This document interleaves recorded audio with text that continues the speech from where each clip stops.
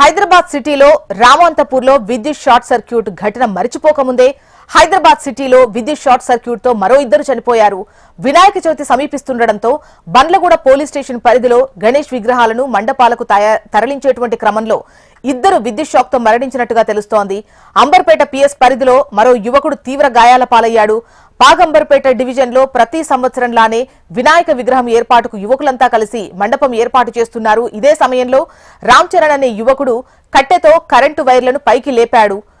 ఆ టైంలో current shock తగిలి రామ్ చరణ్ అనే యువకుడు కింద పడిపోయాడు. తీవ్రంగా గాయపడ్డ రామ్ చరణ్ ను హాస్పిటల్ కు తరలించారు.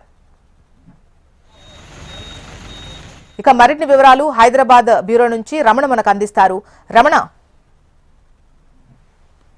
విద్యుత్ షాక్ తో ఎవరైతే చనిపోవడం అనేది కొంత కన్ఫర్మ్ అవుతుంది. నిన్న రామాసపురం మనం చూసాం, 5గురు చనిపోయారు.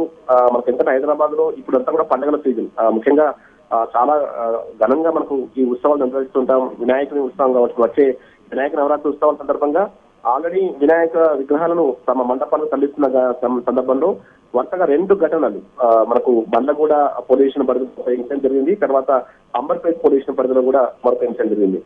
బండ్లగూడ పరిధిలో జరిగినటువంటి ఇన్సిడెంట్ ఇద్దరు అక్కడికే కరెంట్ షాక్ తో వినాయకుని విగ్రహాన్ని తరలిస్తున్నారు. పెద్ద విగ్రహాన్ని ఆ తరలించే సమయంలో పైన కేబుల్స్ తగిలాయి. కేబుల్స్ తొలగించారు. పక్ష తప్పించే ప్రయత్నంలో కరెంట్ షాక్ తో ఆ ఇద్దరు స్పాట్ లో చనిపోయారు. అయితే ప్రస్తుతం దానికి సంబంధించి అసలు ఎలక్ట్రిసిటీకి సంబంధించిన ప్రాబ్లం కాదంటూ అక్కడ ఉన్నటువంటి స్థానిక విద్యుత్ శాఖ అధికారులు చెప్తున్నప్పటికీ ప్రత్యక్ష సాక్షులు మాత్రం చెప్తున్నారు అది విద్యుత్ షాక్ మూలంగానే వాళ్ళు చనిపోయినట్టు చెప్తున్నారు. అటు వైద్యులు కూడా అదే విషయం చెప్తున్నారు. పోస్ట్ మార్టం కూడా దానికి సంబంధించిన వివరాలు రాబోతున్నాయి. ఇక అంబర్పేటలో తీసుకున్నప్పుడు అంబర్పేటలో కూడా సేమ్ ఇదే సీన్ రిపీట్ అయింది. అంటే వినాయక విగ్రహాన్ని తరలించే క్రమంలోనే మనకు రామ్ చరణ్ అనే యువకుడు అత్యంత తీవ్రంగా గాయపడ్డాడు. అతని ఆరోగ్య పరిస్థితి ప్రస్తుతానికే మనకు వైద్యులు అత్యంత విషమంగా ఉన్నట్టు చెప్తున్నారు. దానికి సంబంధించి అంటే ఆయన ప్రాణాలతో బయటపడడం కూడా కష్టమైనటువంటి భావనలోనే ప్రస్తుతం వైద్యులు ఉన్నారు.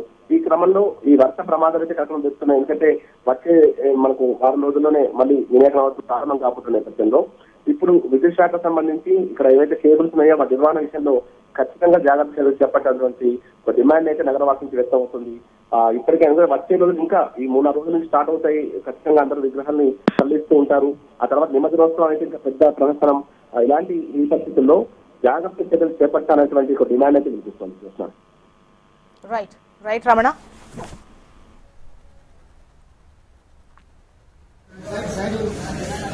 सर